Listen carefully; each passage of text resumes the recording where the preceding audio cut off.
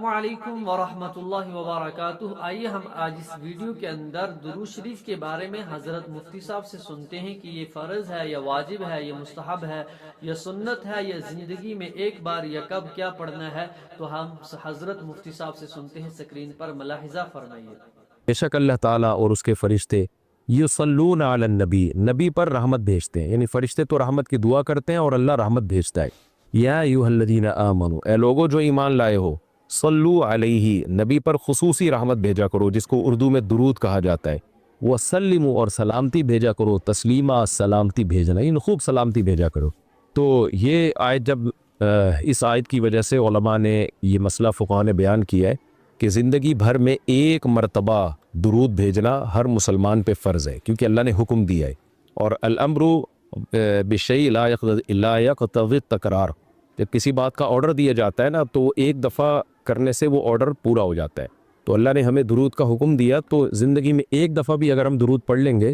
تو یہ فرض ادا ہو جائے گا۔ جیسے کہ کلمہ توحید زندگی میں ایک دفعہ پڑھنا فرض ہے، باقی جتنا پڑھیں اتنا اچھا ہے۔ اور جب کسی مجلس میں نبی صلی اللہ علیہ وسلم کا ذکر کیا جائے تو ایک مرتبہ اس میں درود پڑھنا واجب ہے، فرض نہیں ہے۔ فرض اور واجب ایک اصطلاح ہے۔ فرض کا مطلب ہوتا ہے جس کی دلیل یقینی اور قطعی ہو، تو چونکہ قرآن نے درود پڑھنے کا حکم دیا تو وہ چونکہ یہ نہیں اللہ نے کہا کہ ہمیشہ پڑھتے رہا کرو، بلکہ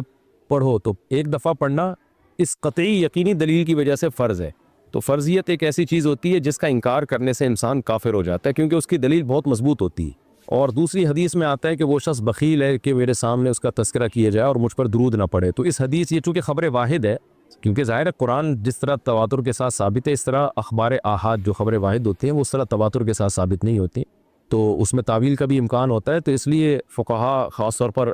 حناف جو ہیں، فقہاء حنفیہ، انہوں نے فرض اور واجب ایک ٹرم بنائی ہے شرعی مسائل کو سمجھانے کے لیے۔ تو اس لیے انہوں نے کہا کہ جب کسی مجلس میں نبی کا نام آئے نا تو اس مجلس میں ایک دفعہ کم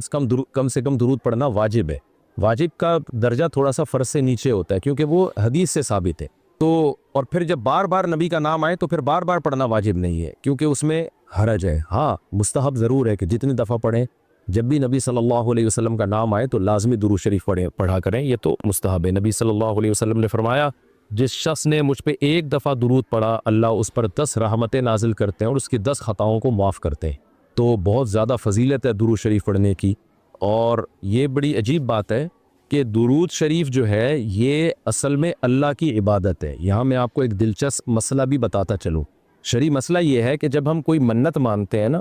منت کہ اگر اللہ نے میرے مریض کو شفا دے دی تو میں اتنے روزے رکھوں گا، میں یہ کروں گا، میں یوں کروں گا، تو اس عمل کو منت کہا جاتا ہے کہ باقی اگر آپ ٹھیک ہو گئے تو آپ پر لازم ہوتا ہے کہ آپ وہ کام کریں۔ تو منت میں یہ ضروری ہے کہ آپ جس چیز کی منت مانیں وہ عبادت مقصودہ ہو اور اس کی جنس میں سے لازم بھی ہو، یعنی عبادت میں کامل عبادت ہونی چاہیے، وہ عبودیت کا عنصر اس میں ہو۔ جیسے آپ نے منت مانی کہ اگر جو ہے میں امتحان میں پاس ہو گیا تو میں 3 روزے رکھوں گا، تو روزے عبادت ہے، مقصود ہے، یعنی عبادت مقصودہ میں سے۔ لیکن اگر آپ نے منت مانی کہ میں اگر امتحان میں پاس ہو گیا تو میں وضو کروں گا، تو وضو چونکہ مقصود نہیں ہے، عبادت مقصودہ نہیں ہے، وضو سے مقصد تو نماز ہوتی ہے، تو وہ منت آپ کے اوپر لازمی نہیں ہوگی۔ آپ نے اگر منت مانی کہ جی میں صدقہ کروں گا، تو صدقہ عبادت مقصودہ ہے، اور اس کی جنس میں سے جو زکوٰۃ ہے وہ واجب بھی ہے۔ روزے کی جنس میں سے رمضان کا روزہ واجب ہے۔ آپ نے نفل نماز کی منت مانی تو بھی منت پورا کرنا آپ پر لازم ہے، کیونکہ نفل نماز جو ہے وہ عبادت بھی ہے اور اس کی جنس میں سے یعنی فرض نماز آپ پر لازم بھی ہے۔ تو اگر دونوں میں سے ایک شرط بھی نہیں پائی جائے گی تو منت پھر منعقد ہی نہیں ہوتی ہے۔ جیسے آپ نے کہا کہ میں جو ہے وہ اگر امتحان میں کامیاب ہو گیا، پاس ہو گیا، تو میں جو ہے اپنے والدین کی خدمت کروں گا، تو یہ خدمت ثواب تو بہت ہے لیکن عبادت مقصودہ نہیں ہے، عبادت مقصودہ نہیں ہے، تو یہ منت آپ پر پورا کرنا لازم نہیں ہوگی۔ خدمت تو کرنی چاہیے، ماں باپ کی خدمت سے بڑھ کر تو دنیا میں کوئی نیکی نہیں ہے، لیکن عبادت مقصودہ نہیں ہے۔ مقصودہ کا مطلب نماز، حج، یہ سب چیزیں جو ہے نا مقصود میں آتی ہیں۔ یہ کسی عارضے کی وجہ سے اللہ نے ہمیں حکم دیا ہے کہ تاکہ ماں باپ کو پریشانی نہ ہو۔ یہی وجہ ہے کہ اگر خدمت کے محتاج نہیں ہوتے تو پھر خدمت واجب بھی نہیں ہوتی، ان کی خدمت کے محتاج ہوتے ہیں تو واجب ہوتی ہے۔ لیکن نماز تو جب بھی ٹائم آئے گا آپ پر لازم ہوگی، زکوٰۃ تو سال گزرنے کے بعد جب بھی صاحب نصاب ہوں گے آپ پر لازم ہوگی، چاہے غریبوں کو ضرورت ہو یا نہ ہو، آپ پر تو زکوٰۃ واجب ہوتی رہے گی۔ تو اب علماء کا اختلاف ہوا ہے کہ اگر کوئی شخص درود شریف کی منت مانتا ہے تو کیا اس پر درود شریف کی منت پوری کرنا لازم ہے؟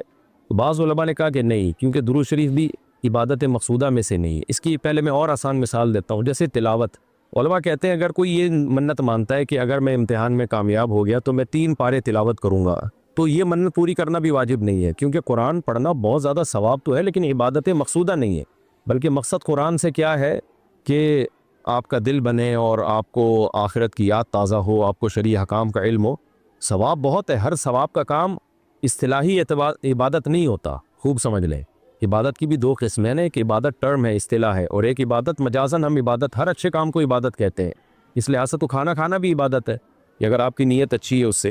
لیکن ایک ہوتی ہے مقصود عبادت، تو مقصودہ عبادت میں سے نہیں ہے۔ ثواب بہت ہے قرآن کی تلاوت کرنا، اللہ سے محبت کی علامت ہے، بغیر سمجھ کے پڑھنا بھی بہت بڑی نیکی ہے، قرآن بغیر سمجھ کے پڑھنا بھی، لیکن قرآن کی تلاوت کی منت جو ہے وہ منعقد نہیں ہوتی۔ تو اسی طرح اب یہ اختلاف ہوا ہے کہ اگر کوئی درود شریف کی منت مان لیتا ہے کہ اگر میں امتحان میں کامیاب ہو گیا تو میں 100 دفعہ درود شریف پڑھوں گا، تو کیا یہ منت پوری کرنا واجب ہے یا نہیں؟ تو بعض علماء کہتے ہیں کہ واجب نہیں ہے۔ وجہ اس کی ہے کہ درود شریف عبادت مقصودہ نہیں ہے، کیونکہ درود شریف کا مقصد تو یہ سید الانبیاء محمد صلی اللہ علیہ وسلم سے محبت کا اظہار، یہ نماز روزے کی طرح نہیں، لیکن راجح قول یہ ہے جس پہ فتویٰ دیا گیا ہے کہ یہ منت پوری کرنا واجب ہے، کیونکہ درود شریف عبادت مقصودہ ہے، اور عبادت مقصودہ ہے اور اس کی جنس میں سے واجب بھی ہے، فرض بھی ہے۔ تو فرض کیسے ہے؟ کیونکہ قرآن نے ہمیں حکم دے دیا، اب زندگی میں ایک دفعہ درود شریف پڑھنا فرض ہو گیا، یہ مسئلہ تو آسانی سے سمجھ میں آ گیا کہ فرض کیسے۔ اب یہ ایک سوال پیدا ہوتا ہے عبادت مقصودہ کیسے ہے؟ نبی صلی اللہ علیہ وسلم کی تو عبادت جائز ہی نہیں ہے۔ اس کا بڑا دلچسپ جواب دیا حضرات فقہا نے کہ درود شریف اصل میں اللہ کی عبادت ہے جو ہم اللہ کو خوش کرنے کے لیے کرتے ہیں، کیونکہ اللہ نے ہمیں آرڈر دیا ہے، اور اس میں عبادت کا عنصر، عبادت کہتے ہیں جس کی جو ہے وہ جس میں عبودیت کا عنصر ہو، آپ بطور غلام جو کام کر رہے ہو، جس میں آپ کو لاجک پوچھنے کی بھی اجازت نہیں ہوتی۔ جیسے 5 نمازیں فرض ہیں نا، کیوں فرض ہیں؟ بھی لاجک کی بھی ہمیں حکم نہیں، ہم نے پڑھنی ہے۔ روزہ فرض ہے، اس کی حکمت اللہ نے بیان کی، لیکن وہ حکمت نہ بھی ہو تو روزہ رکھنا پڑے گا۔ تو درود شریف بھی عبادت مقصودہ میں سے ہے، اس لیے کہ اللہ نے ہمیں حکم دیا، تو ہم اللہ کو خوش کرنے کے لیے اللہ کی غلامی کے طور پر پیغمبر پر درود بھیجتے ہیں۔ تو اس سے درود شریف کی اہمیت بہت زیادہ بڑھ جاتی ہے، اور اس میں بہت ساری حکمتیں حاصل ہو جاتی ہیں کہ ہم اللہ کو راضی کرنے کے لیے، کیونکہ اللہ نے ہمیں حکم دیا ہے، جیسے نماز کا حکم دیا، زکوٰۃ کا حکم دیا، اللہ نے کہا کہ تم یہ عبادت کرو گے میری، یہ ہوگی میری، کیونکہ دعا عبادت ہے۔ دعا میں کیا ہوتا ہے؟ ہم اللہ سے بھکاریوں کی طرح مانگتے ہیں، تو اللہ نے کہا اور دعائیں تم مانگو نہ مانگو، یہ والی تو اسپیشلی تم پہ فرض ہے۔ ایک تو الاطلاق دعا مانگنا ہے نا، لیکن اسپیسیفک کوئی مخصوص دعا مانگنا تو فرض نہیں ہے، لیکن یہ والی دعا مانگنا ہم پہ اللہ نے فرض کیا ہے کہ تم نے پیغمبر کے لیے رحمت کی دعا کرنی ہے، یہ تم پہ فرض ہے، یہ مجھے خوش کرنے کے لیے فرض ہے۔ تو یہ عبادت ہے، لیکن اللہ کی عبادت ہے، اور نبی کے لیے دعا ہے یہ۔ تو اس سے درود شریف کی اہمیت بھی بہت بڑھ جاتی ہے، اور ہمیں سید الانبیاء صلی اللہ علیہ وسلم کی اہمیت کا بھی پتہ چلتا ہے کہ اللہ نے پیغمبر پہ درود بھیجنے کو اپنی عبادت قرار دے دیا ہے۔ تو سید الانبیاء صلی اللہ علیہ وسلم کی بھی ویلیو بہت زیادہ بڑھ جاتی ہے۔ جیسے قرآن میں آتا ہے نا کہ وَرَفَعْنَا لَكَ ذِكْرَكَ، ہم نے آپ کے تذکرے کو بلند کیا ہے۔ تو کیسے بلند کیا؟ علماء نے اس کا جواب دیا کہ نماز میں بھی درود شریف ہے، اور اتحیات میں نبی صلی اللہ علیہ وسلم پہ سلامتی بھیجنے کو اتحیات کا حصہ بنا دیا گیا ہے، اور اذان میں اشہد ان لا الہ الا اللہ کے ساتھ اشہد ان محمد رسول اللہ کو بھی ایڈ کیا گیا ہے۔ تو اس سے سید الانبیاء صلی اللہ علیہ وسلم کی بہت زیادہ فضیلت ثابت ہوتی ہے، تو اس لیے درود شریف کا اہتمام کرنا چاہیے۔ جیسے شریعت میں بعض عبادتیں بعض اوقات میں زیادہ پسندیدہ ہیں، آپ دن میں نوافل پڑھیں اس کا بھی ثواب ملتا ہے، لیکن یہ نوافل آپ رات کے آخری حصے میں پڑھیں تو تہجد بن جائے گی، بہت زیادہ ثواب ہو جائے گا۔ آپ روزہ رکھیں، عام دنوں میں ثواب ہے، پیر جمعرات کو زیادہ ثواب ہے، ایام بیز میں زیادہ ثواب ہے، رمضان کا تو بہت ہی زیادہ ثواب ہے، عاشورہ کا بھی ثواب ہے۔ تو جیسے جتنی بھی عبادتیں ہیں وہ خاص دن اور خاص اوقات میں ان کی فضیلت بڑھ جاتی ہے، تو ایسے ہی درود شریف کے بارے میں حدیث میں آتا ہے کہ عام دنوں میں بھی درود شریف میں بہت ثواب ملتا ہے، لیکن صحیح حدیث سے یہ بات ثابت ہے کہ جمعے کے دن درود شریف پڑھنا عام دنوں سے زیادہ افضل۔ اسی وجہ سے ہمارے اکابر کا ہمیشہ سے معمول رہا ہے، جو ہم نے دیکھا بھی ہے کہ وہ جمعے کے دن خاص طور پر عصر کی نماز کے بعد درود شریف پڑھنے کا بہت زیادہ اہتمام کرتے ہیں، اور جب وہ عمرے کے لیے یا حج کے لیے جاتے ہیں تو بھی مسجد نبوی میں اکثر وہ میں نے دیکھا اپنے بڑوں کو کہ وہ عصر کی نماز کے بعد نا مسجد نبوی میں صرف درود شریف ہی پڑھتے ہیں بیٹھ کے۔ ایک تو وہ جگہ ایسی ہے کہ جہاں سید الانبیاء صلی اللہ علیہ وسلم کا روضہ اطہر ہے سامنے، اور پھر وہاں جمعے کا دن بھی ہو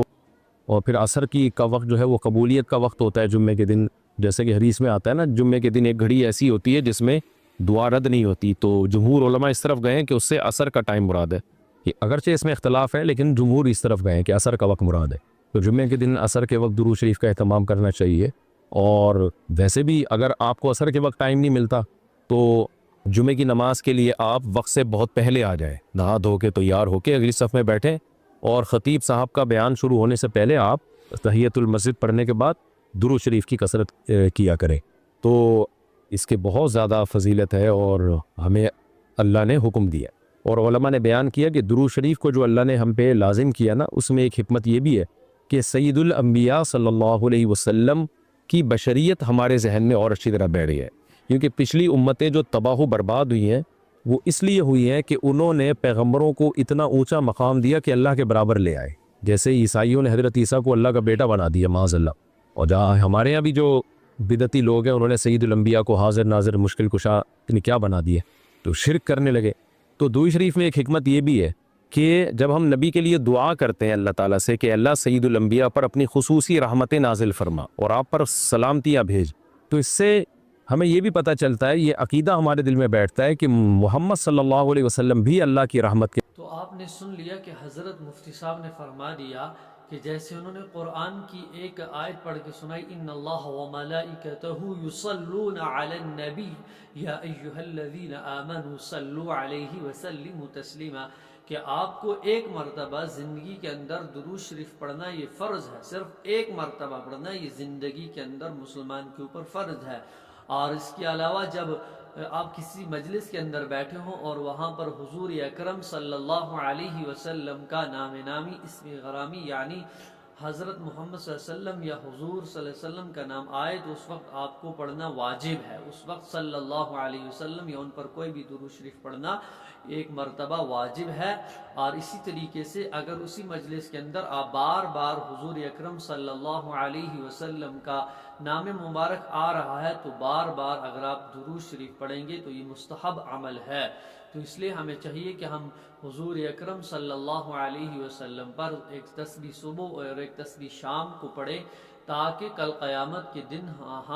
ہماری سفارش ہو سکے، تاکہ ہم حضور اکرم صلی اللہ علیہ وسلم پر جتنا بھی درود پڑھیں گے، جیسے حدیث کے اندر آیا کہ ایک مرتبہ درود شریف پڑھنے پر آپ کو 10 نیکیاں ملتی ہیں، اور آپ کے اوپر 10 رحمتیں آپ کے اوپر 10 رحمتیں اللہ کی نازل ہوتی ہیں، اس لیے ہمیں چاہیے کہ ہم درود شریف اپنی زندگی کے اندر کثرت سے پڑھیں۔